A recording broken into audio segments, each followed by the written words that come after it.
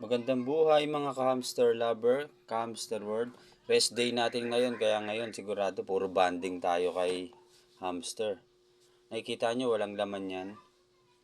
Mamaya papakita ko kung bakit walang laman yan. Ngayon ipapakita ko uli sa inyo si Mami Molina nanganak na. Ito dadaling ko sa inyo, ipapakita ko. Kung ilan yung baby niya, bibilangin natin. Okay, sandali, kukunin ko muna.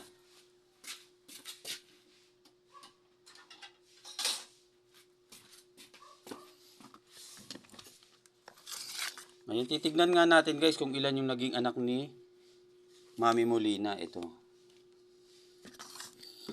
Unang araw niya ngayon na nanganak. Sisilipin lang natin na mabilisan kasi hindi natin sila pwedeng silip-silipin kagad galaw-galawin dahil yung mga mami overprotective dyan sa mga baby.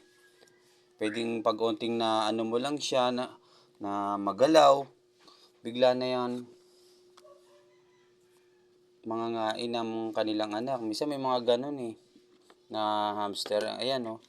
Nakikita nyo, yan yung baby niya. Kaya lang, sa ngayon hindi ko pa mabilang kung ilan. Maglalagay tayong pagkain Ayan o. Oh, ayun. Ayun yung baby niya Siguro mga 5 o 6.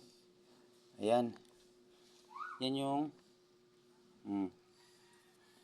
Ayan, gumagalaw pa yung isa. Nanganak siya uli. Mamaya, pag medyo okay-okay na, bibilangin ko. Pero sa tingin ko parang 5 lang siya or 6 Ayan Siyempre need natin pakainin ng pakainin si mami. Dahil magpapa-breast milk siya. Tapos sasamahan pa natin ng gulay yan kasi mas need niya yon. Wait, kukuha tayong gulay. Sandali lang ha.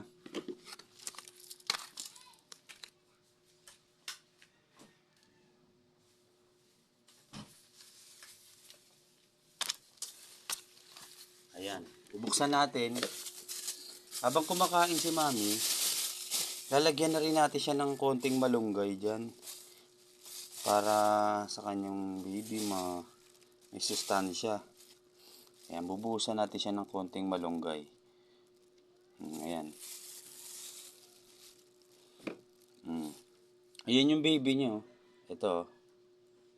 Nakatakip.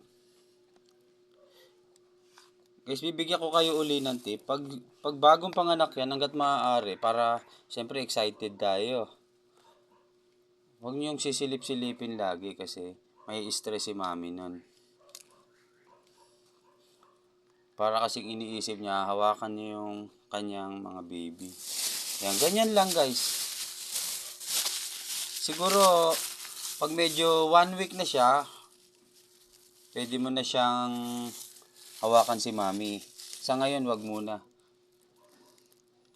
Yan yun, nakakatuwa yung mga baby niya, nagagalawan doon, nakatakip nga lang, ayan Yung mga ganyan guys, pinkish pa si baby, hindi pa pwedeng hawakan yan.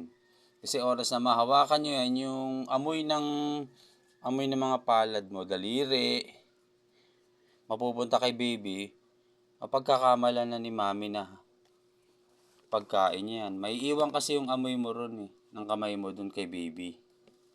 Kaya ang isipin niya pagkain, kaya kinakain. Yun yung mga causes din na bakit kinakain ng mother hamster yung mga baby nila gawa nung hinawakan. Pero kung may mga balabalahibo na, kasi magkakabalahibo yung mga 10 days, meron na yan. Pwede na siyang hawakan yan. Hindi niya na pwedeng kainin yun. Yan. Ngayon tatakpan na natin para magpapa breast milk na yan Ngayon kasi pag may nakatingin sa kanya, naiilang yan, nai-stress. Kaya sasarado ko na guys wait lang.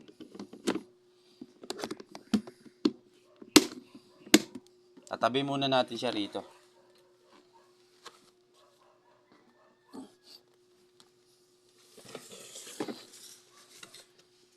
Tapos dito, bakit wala si daddy? Ito si daddy Ayan, nagsiswimming. Kasi habang nagsiswimming yan, itong mga beddings niya, pabawasan ko na kasi may mga basa na part na yan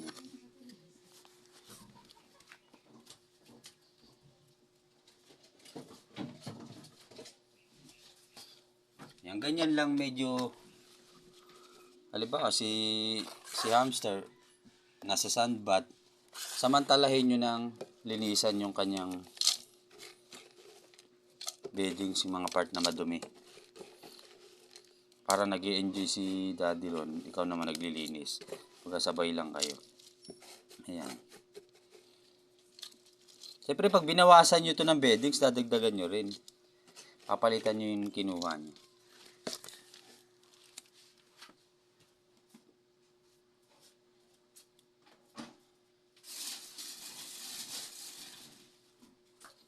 Ayan.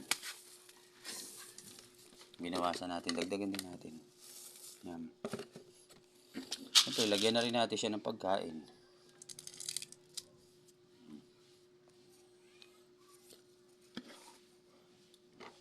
Pwede kayo manood ng mga videos ko. I-subscribe nyo lang yung My Hamster World sa YouTube channel pati sa Facebook. Search nyo lang yun. Tapos siya yung merong profile na ko. Kulay brown na hamster. Tapos may background na hawak-hawak ko yung isa. Paki-follow lang dun. Marami kayong tip na matututunan lalo yung mga beginner na nag-aalaga nito. Pwede rin kayo mag-comment. Pag nag-comment kayo, lalagyan pa natin ng video yung gusto nyong malaman.